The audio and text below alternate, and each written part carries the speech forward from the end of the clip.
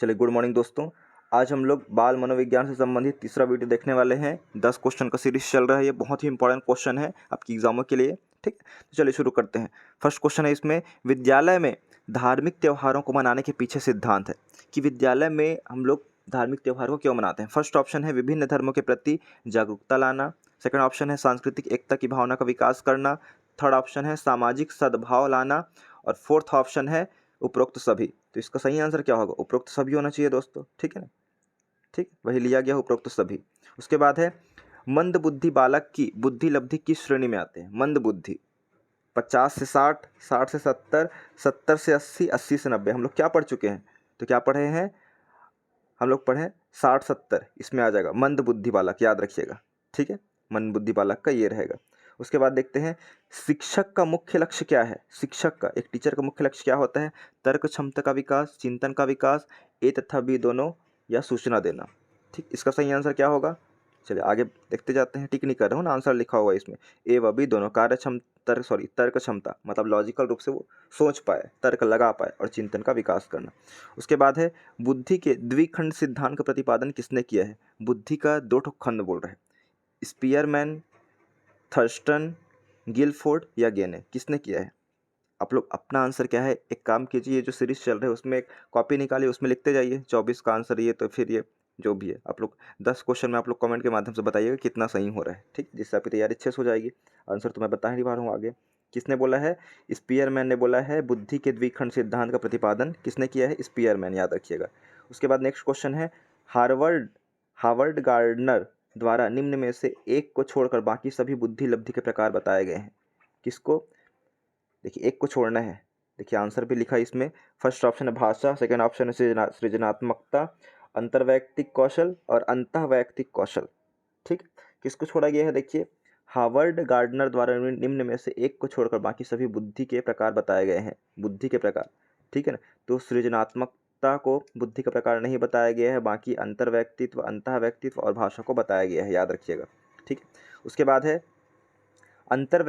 अंतर्वैयक्तिक बुद्धि से क्या तात्पर्य है? अंतर्वैयक्तिक बोल रहा है, ठीक है। इस बुद्धि से क्या तात्पर्य है? स्वयं की क्षमताओं एवं कमजोरियों की पहचान करना, दूसरों को अभिप्रेरित करने का कौशल, विभिन्न व्यक्तियों को समझने का कौशल, और दूसरों के साथ बातचीत करने का कौशल। देखिए दोनों में आप लोग समझेंगे। ये क्या है? अंतर्वैयक्तित्व, और एक क्या है? अंतःवैयक्तित्व होता है। अंतर मतलब क्या होता है? देखिए इसमें क्या लिया है आंसर, तो विभिन्न व्यक्तियों को समझने का कौशल, मतलब विभिन्न मतलब दूसरे व्यक्तियों लोग, ठीक है ना, याद रखिएगा। दूसरे व्यक्तियों को समझने का कौशल है अंतर्वैयक्तिक, मतलब उनके दूसरों के मन की बात जानना, ये कहलाता है अंतर्वैयक्तिक। ठीक है ना, अभी हम लोग देखे थे ना ये वाला। हाँ, और अंतः मतलब क्या होता है? स्वयं का। ठीक है, तो याद रखिएगा, बहुत इंपॉर्टेंट है। उसके बाद फिर वही क्वेश्चन आ गया है। देखिए, एक बालक की मानसिक आयु 15 वर्ष है तथा शारीरिक आयु 12 वर्ष है, तो उसकी बुद्धि लब्धि क्या होगी? मैंने सूत्र बताया है। क्या बताया है? मानसिक आयु बटे वास्तविक आयु है, क्रोनिकल एज बोलते हैं, लेकिन मैं वास्तविक WA लिख दिया हूँ, जैसे भी रहे। मानसिक आयु कितनी है? 15 है। वास्तविक आयु कितनी है, या शारीरिक आयु? 12 है। ठीक है ना, इसको हम लोग करते हैं तो कितना आएगा, एक बार देख लेते हैं ऐसा करके।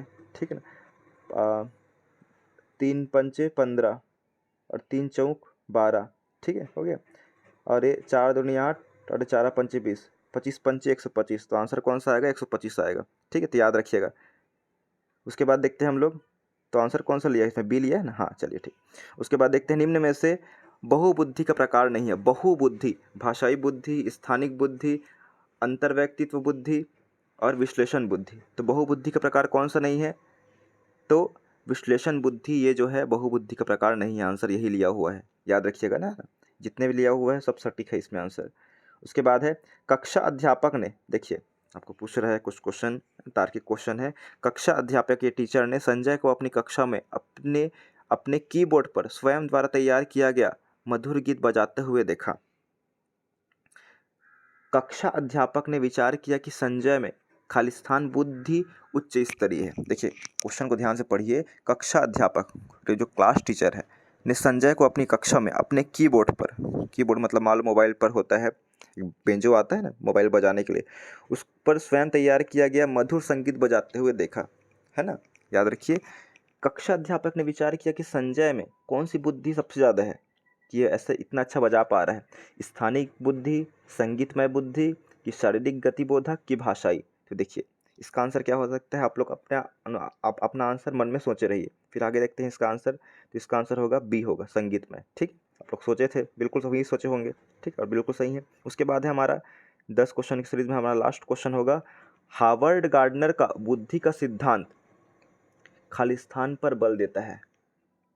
हार्वर्ड गार्डनर का बुद्धि का सिद्धांत खालिस्तान पर बल देता है। शिक्षार्थियों में अनुबंधित कौशल, सामान्य बुद्धि, विद्यालय में आवश्यक समान योग्यता और प्रत्येक व्यक्ति की विलक्षण योग्यताओं। फिर से पढ़ते हैं, क्या बोल रहे हैं, हार्वर्ड गार्डनर का बुद्धि का सिद्धांत खालिस्तान पर बल देता है।